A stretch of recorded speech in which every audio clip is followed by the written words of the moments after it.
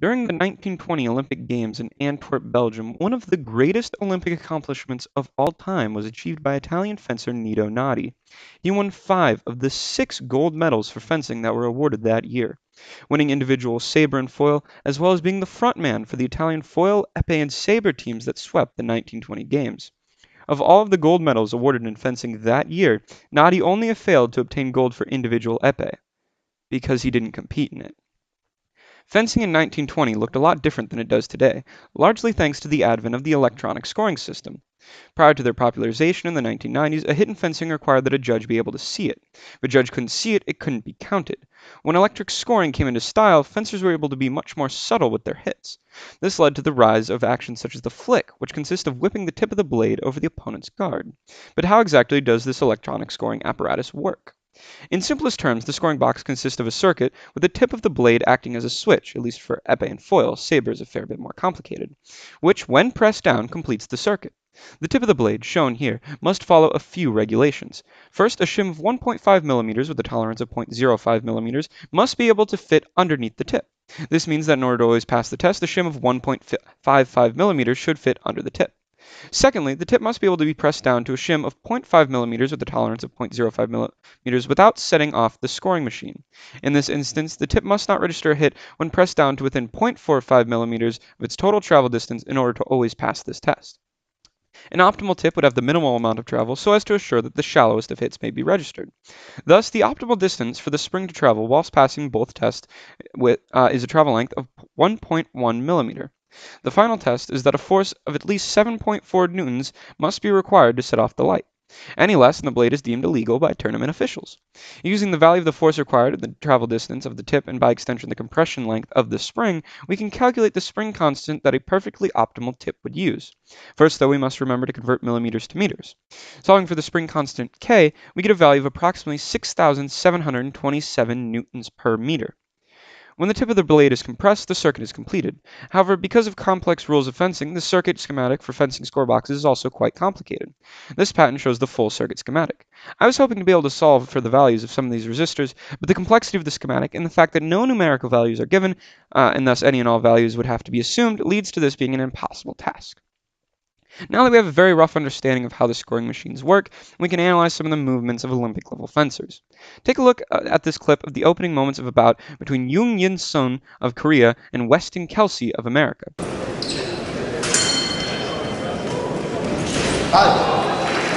We're going to be analyzing the acceleration of Kelsey's hand during his advanced lunge. We know that the distance of his blade must be 90 centimeters. Using this in a proportion, we can find the total distance his hand travels during the advanced lunge. The numbers 1.3 and 2.5 are how many centimeters the blade and the distance his hand traveled were measured using a ruler held up against my screen. Of course, the method of counting pixels would be more accurate, but I found that using a ruler was the fastest and easiest way, as we only need to find the length proportionally. The distance Kelsey's hand traveled is about 1.73 meters. The time that the lunge occurs across is equal to about 13 frames, which at 25 frames per second works out to be about 0.52 seconds. With these values, and assuming a constant acceleration model, we can begin to calculate the average acceleration of Kelsey's hand. Also, I found that between the first 2 frames before the advanced lunge begins, Kelsey's hand has an initial velocity of 1.73 meters per second.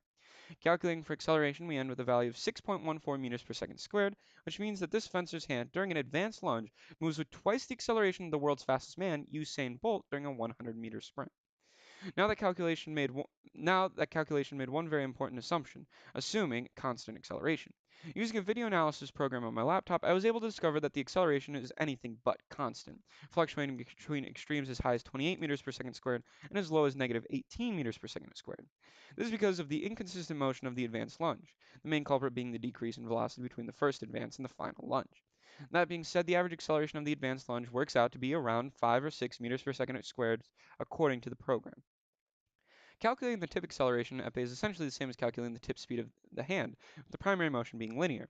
In sabre, however, the acceleration of the tip is mostly rotational. Take, for example, this clip from Ukrainian fencer Olha Karlan from a video Red Bull uploaded to YouTube about 3 years ago. In the clip, you can clearly see the rotation of the blade during the lunge. The two following still images show the angles of the sword from the horizontal before the attack and after. Whilst there is a linear motion of the tip as well, we are only going to be calculating the rotational motion of the tip. Before Karlan begins her attack, the blade is at an angle of 1.11 radians. By the time she was finished with the attack only 0.16 seconds later, her blade is at an angle of 0.33 radians. Using these values, we can find that the angular acceleration of the tip of Carlin's sword, assuming the angular speed before the attack was approximately 0, which as far as I can tell most nearly was, Carlin's tip achieves an angular acceleration of 60.9 radians per second squared. Assuming the center of rotation is the center of Carlin's hand, and assuming that that is about 15 centimeters from where the blade begins, we can convert the angular acceleration of Carlin's tip to a linear acceleration to find that the tip is accelerating at a rate of nearly 64 meters per second squared. In reality, the total acceleration of the tip is actually greater than this, as Carlin moves the saber linearly as well as rotationally. To wrap up, I'd like to discuss the physics behind parrying, particularly in saber. When most fencers are taught to parry, they are first told about the three sections of the blade, the most important two being the foible, Italian for weak, which is the furthest third of the blade, and the forte, Italian for strong, which is the closest third of the blade. After learning about the sections of the blade, the fencer is then taught that they should parry with the forte, as this will best protect from attacks. Whilst this is correct, the common reasoning for it, which is that the forte is much thicker than the foible and thus stronger for parrying, is not. The reason that the forte is much stronger for parrying is because an attack on the forte of the blade will generate much less torque on the defender's blade than an attack on the foible. Just to illustrate, let's say a fencer attacks with a force of 20 newtons. A parry with the forte, that is, say, 20 centimeters from the axis of rotation, which is going to be approximately the center of the fencer's palm, will only generate a torque of 4 newton meters. On the other hand, a parry with the foible, which is about 90 centimeters from the axis of rotation, will produce a torque of 18 newton meters.